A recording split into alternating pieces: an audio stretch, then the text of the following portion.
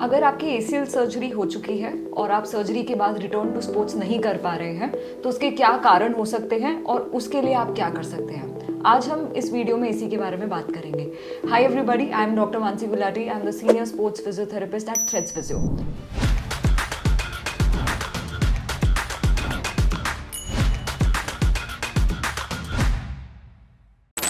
ACL surgery के बाद घुटने में कई कारण होते हैं जिसकी वजह से रिहैबिलिटेशन थोड़ा धीरे हो सकता है और आपका मसल बिल्ड होने में टाइम भी लग सकता है। ये बात को जानना बहुत ज़रूरी है कि एसीएल की सर्जरी अपने में एक नियर नॉर्मल एनाटॉमी आपको वापस दे देती है, जिसके बाद ये पूरी की पूरी रिस्पॉन्सिबिलिटी रिहैबिलिटेशन पे डिपेंड करती है कि आगे का आपका फ्यूचर आफ्टर योर सर्जरी कैसा दिखेगा। तो रिहैबिलिटेशन के कई कंपोनेंट्स होते हैं जिसके थ्रू आप एक एसीएल रिहैबिलिटेशन प्रोसेस में गुजरते हैं, जिसके बारे में हम पहले भी बहुत बात कर चुके हैं। और कुछ कारणों की वजह से रिहैब में आप आगे नहीं जा पाते। ये कुछ कारण हो सकते हैं जैसे कि स्वेलिंग।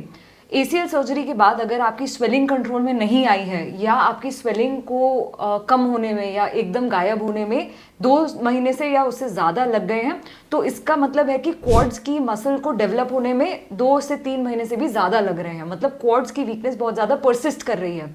जब क्वाड्रिसेप्स मसल की वीकनेस बहुत ज़्यादा परसिस्ट करती है तो लेग आपका लोड नहीं ले पाती, जिसकी वजह से रिहैब को आगे प्रोग्रेस करना मुश्किल हो जाता है।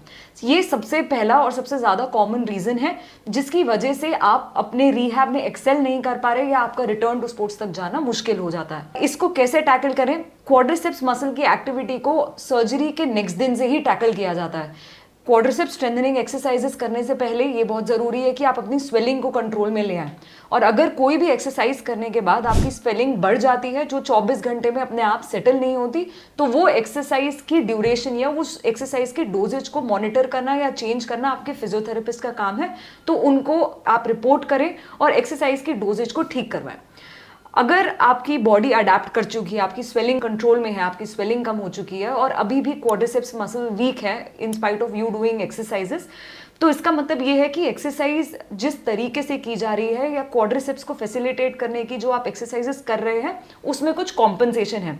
अक्सर बहुत पेशेंट्स ये बोलते हैं कि उन्होंने जो एक्सरसाइजेस हमने प्रिस्क्राइब करी हैं वो एक्सरसाइजेस ऑलरेडी कर रहे थे पर उसके बाद भी उनको कोई बेनिफिट मिला नहीं। तो ये हमने नोटिस किया है कि ये सब चीज़ें होती हैं क्योंकि बॉडी एक मूवमेंट पैटर्न को अडेप्ट कर चुकी है जिसको ट्रिक मूवमेंट या कॉम्पनसेटरी मूवमेंट कहते हैं।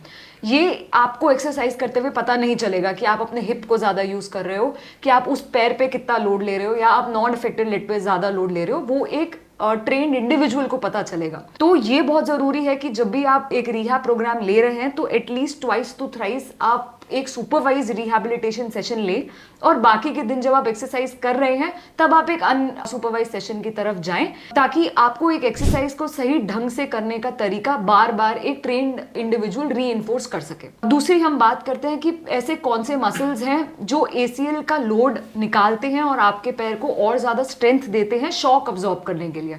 क्वाड्रिसेप्स के बारे में बहुत बात हो चुकी है। वीएमओज और क्वाड्रिसेप्स ऐसे मसल्स हैं जिनके बिना कोई भी नी का रिहैब, लेट अलोन एसीएल, कोई भी रिहैब इनकम्प्लीट होता है। एसीएल में पर्टिकुलरली ये बहुत इंपॉर्टेंट है कि आप अपने काफ मसल की स्ट्रेंथ पे पूरा एक पर्टिकुलर रिहैब का सेशन काफ मसल स्ट्रेंथ की तरफ डिवोट करें। ये क्यों कहा जाता है? क्योंकि अक्सर क्वाड्स और ग्राफ्ट साइड जैसे जो मोस्ट केसेस में हैमस्ट्रिंग मसल होते हैं उसको डेवलप करने के चक्कर में काफ मसल्स वीक रह जाती हैं।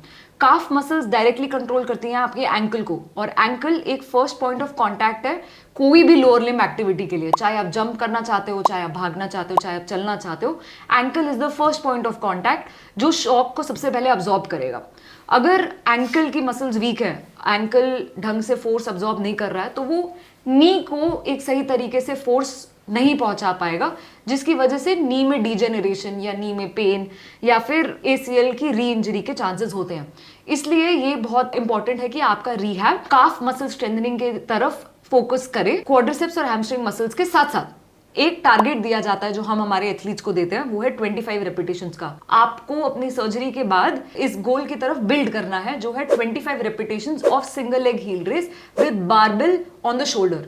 तो अगर आप बारबेल को अपने शोल्डर पे रख के सिंगल लेग हील रेस 25 बार बिना दर्द के और बिना थके कर पाते हैं तो वो एक क्राइटेरिया है टू स्टार्ट प्लायोमेट्रिक्स एंड वो एक क्राइटेरिया है to progress you in your return to running program. तीसरी बहुत इंपॉर्टेंट बात जो हम देखते हैं जिसकी वजह से हमारे एथलीट्स टर्न टू स्पोर्ट्स तक कम बैक नहीं कर पाते, वो है स्टेबिलिटी ट्रेनिंग। इस बात को समझना बहुत जरूरी है कि जो आपका नया बनाया हुआ लिगामेंट है वो 2 कंपोनेंट्स हैं। एक टेंडन, जो जिस मसल का टेंडन लिया गया है, उस टेंडन को अब लिगामेंट की तरह बिठा के ये बोला जा रहा है कि अब आपको लिगामेंट बनना है।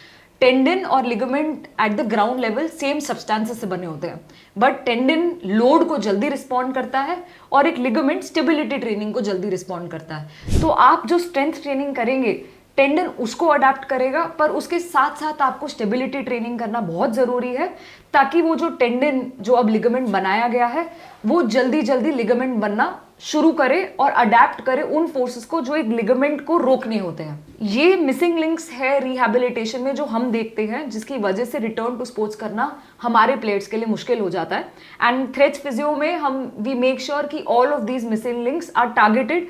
हमारा जो रिहैब है वो इस लेवल तक कस्टमाइज्ड है जो आपकी नीड्स को बारीकी से समझता है और आगे का रिहैबिलिटेशन प्रोग्राम आपके गोल्स को ध्यान में रख के बनाता है।